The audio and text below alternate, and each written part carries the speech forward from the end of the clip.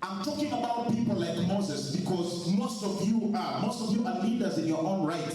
Most of you are influencers. Most of you are influencers in your own right.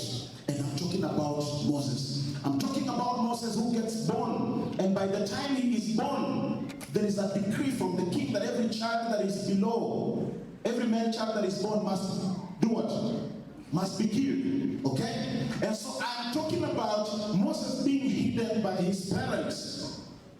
I'm talking about Moses being hid in some corner and prevented not to cry, not to shout, not to play, not to make a sound. I could argue that it is possible that the stammering of Moses was a product of that experience when he was meant to be hidden.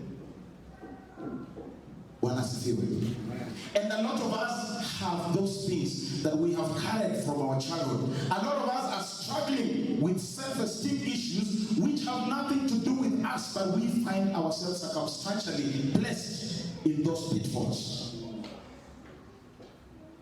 Moses goes through an identity crisis. Does he belong to the palace? Does he belong to the slaves?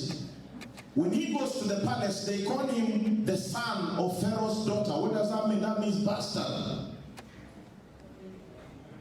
But he has to seek identity through the thick and thin of his mind and of his frustrations. Finally, he makes a choice, and we all go through those processes, and I've written about identity.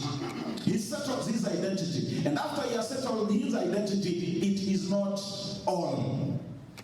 As he gets his identity, he gets a passion from within. He exercises his passion not to see his people being frustrated, but it is misguided passion. A lot of us have a lot of passion, but it is passion that is not shaped, that is not trained, that is not directed. What does he do with the depth of his frustration? He kills an Egyptian. When he kills an Egyptian, you know the story, he goes to exile. Until God guides his passion and he finds him to be the most competent person with the right passion. So God has to find you with the right passion nonetheless. And he will guide you.